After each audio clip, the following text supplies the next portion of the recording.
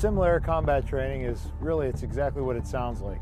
It's the opportunity to bring different types of airplanes from different squadrons together in the same piece of sky for air combat training.